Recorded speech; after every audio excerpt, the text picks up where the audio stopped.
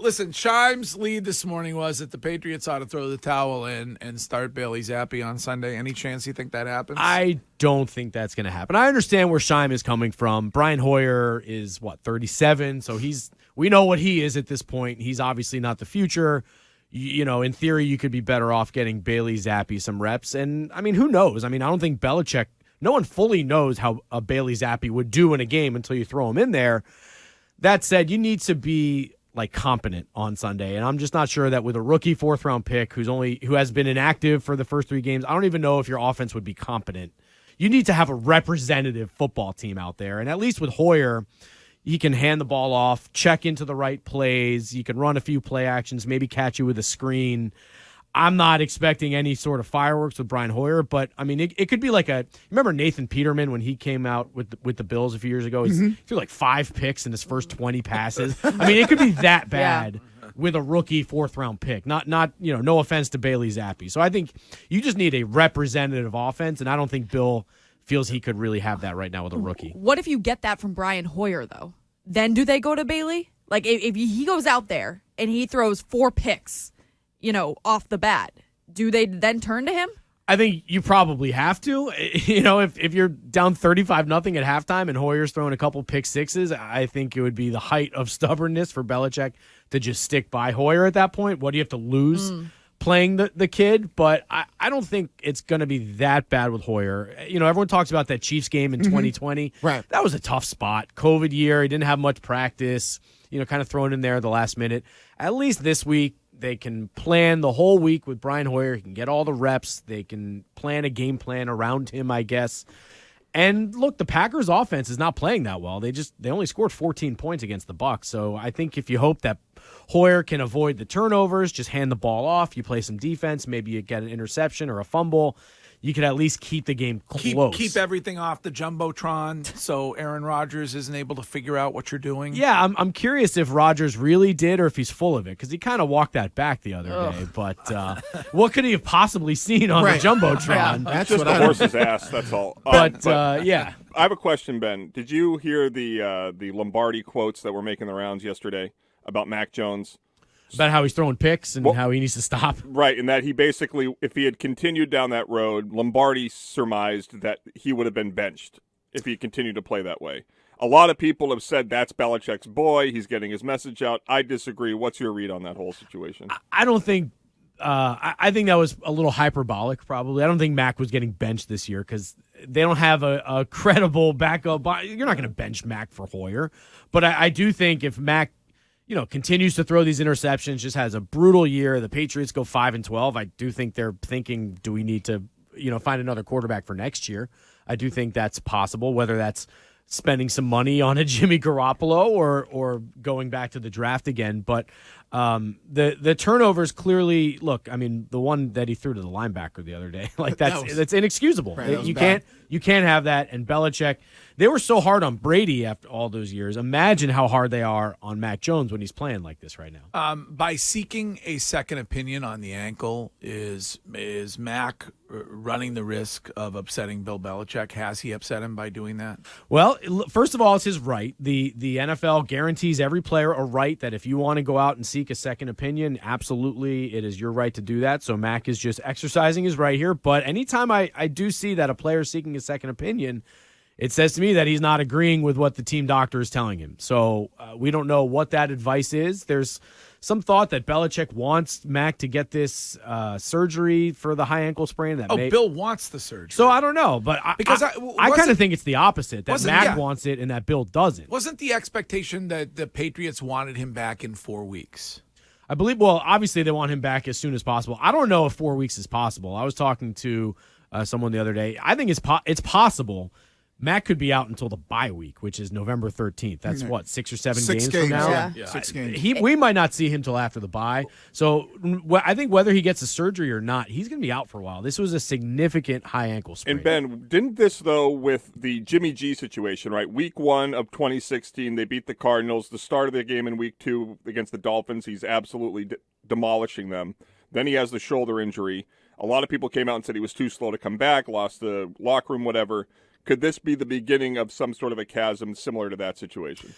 Yes, although I would say that it didn't seem to affect Garoppolo and Belichick that much because Belichick still wanted to keep Garoppolo. But that was definitely a situation where the team wanted Garoppolo back sooner. Jimmy was protecting his long-term financial interest and said, no, I'm not going to go out there and play hurt and potentially have a bad performance and cost myself millions of dollars. So there was some friction there, but ultimately Belichick still loved Garoppolo and still wanted to keep him past his rookie deal. So, yeah, I do think there's something going on here with Mac and the team, and not everyone's on the same page. If I had to guess, I would think Mac does want this surgery, this tightrope surgery for high ankle sprains. It's nicknamed the Alabama surgery because one of the physicians from Alabama is the guy popularizing it, and basically Tua had it, right? Tua had it. Jalen Waddle. Jalen Tua Hurts had it twice, correct? And apparently, if you added up all the athletes who have gotten this surgery, like half of them are from the Alabama football team. So that's something that they're really pushing hard there.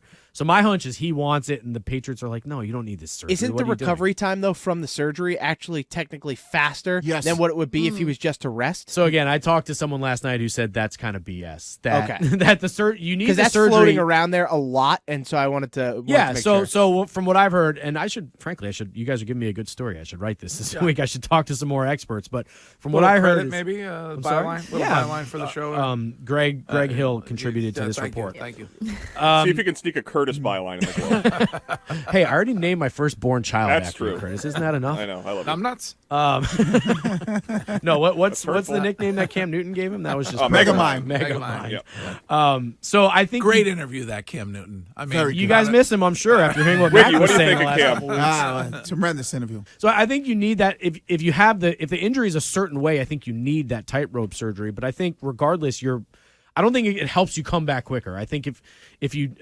whether you get the surgery or not, your timeline is still going to be the timeline. And I think Mac is going to be out at least a month. Wouldn't be surprised if he's out till the bye week. And my hunch, if I had to guess, is that he wants this surgery because everyone from Alabama gets the surgery, and the Patriots are probably like, "What are you doing?" And Tua got it and then played like a week or two later when he got it originally. So think about that. He might be looking at that. What I'm wondering, does this have the potential to create a quarterback controversy? Because I agree with you. I don't think Mac's going to be able to come back until after the bye week first came back against the Jets.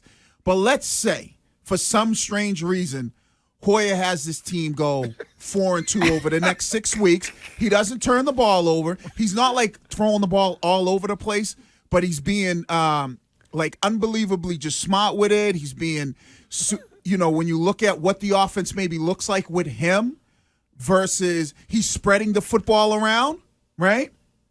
So let's think there's something there? Well, let's just say it's 2001 all over again, right? Like Hoyer comes in, the team starts winning. I think absolutely Belichick's sticking with him, and I think he'll say, "Look, Mac's our long-term starter, but we're not going to mess this up right now." He's 37 years old, and no one has ever said Hoyer comes in and the team starts winning. No disrespect. I get it. It's never happened before. Why would you suggest it's going to happen when he's 37 years old? He's due, Greg. He's due. I mean, quarterbacks get older with age. Look at your boy Tom Brady. He's 45 right now. Look, obviously, I don't think it's going to happen. But in Wiggy's scenario, if it does come to pass, if Hoyer's not throwing picks and they're winning games and he's distributing the ball and getting them in the right formation every time and checking into the right play, then I think based on Belichick's history, I think he absolutely would stick with Hoyer. I just don't think it's going to come to that. Can I ask you about the topic that won't go away, which is Kendrick Bourne?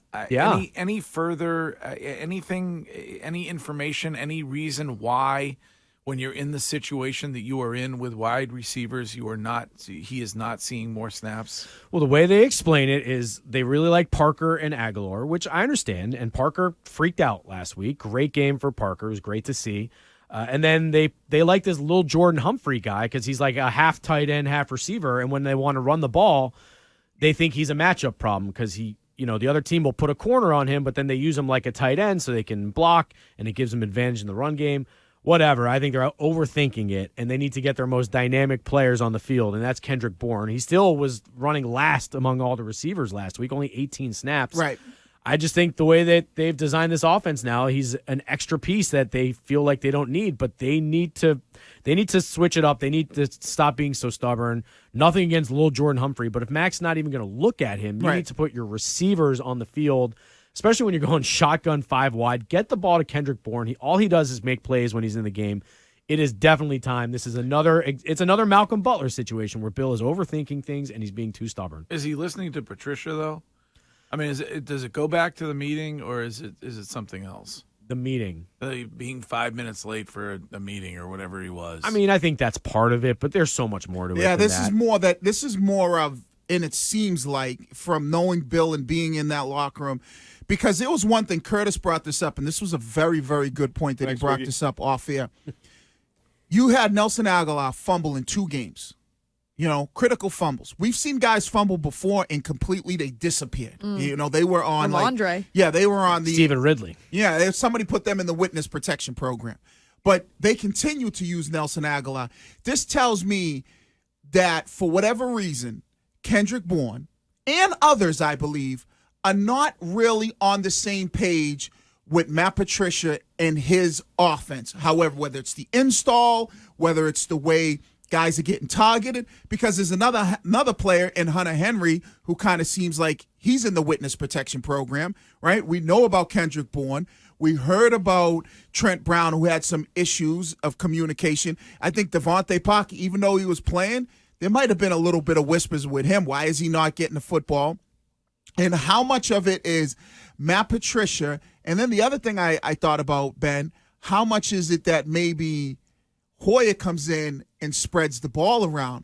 Because we talked about Jacoby Myers being his number 1 target, and now Myers is out, and Devontae Parker becomes his number. He doesn't really spread the ball out, and maybe some guys have issues with that. Mac does lock onto receivers.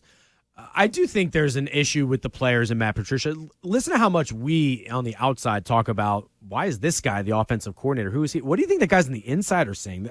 There's got to be a buy-in issue with the Patriots. Like, this is the guy that we've got to listen to that's scheming up our offense, the guy who went 10 and whatever with the Lions and no one respected him. So I think there's got to be a buy-in issue with the players on offense and a respect issue, no question. I would have an issue with it if I was in that locker room. Absolutely. Like, who is this guy, and why is he the genius that we're supposed to be? I would be like, wait a second, this is a defensive guy telling me how to be an offensive player and run routes and putting the offense in? I mean, I know I would be, but it depends. Are you a guy who says that and Bill hears it, or the word gets back to him, or are you a guy that kind of keeps your mouth shut and just, pillow talks to your wife about how you don't like it? Well, I think Kendrick Bourne, if he's not saying something directly, I think his body language and his actions throughout the spring and summer and training camp affected his standing with this team. And I think there's probably a buy-in issue with him and a respect issue with the coaching staff. And he's done a good job of keeping his mouth shut and not popping off in the media and keeping it to himself. But clearly he, I think, is not totally bought into what the Patriots are selling, and I think would rather be somewhere else right now. All right, Ben. Line is 10.5, Shime? That is correct, Greg. All right. What do you got Sunday? I want to pick the Patriots. Just to cover, not to win. I want to pick them, though, just because the Packers' offense is a little dysfunctional right now, and the Patriots' defense, I think, could frustrate Aaron Rodgers a little bit. But what has me concerned is, what if we get into the third and fourth quarter and Hoyer starts throwing picks left and right? Like, these games can get out of hand quickly. But right. I'm gonna put my faith in Brian Hoyer and that Patriots defense, Steve Belichick, all those guys. So what is it, 10.5 right now? 10.5, yeah. Let's say 21-13 Packers. Okay. So the Patriots will moral cover. Victory Monday. That's victory. right. We're talking about defense, feel good, and do we have a quarterback controversy?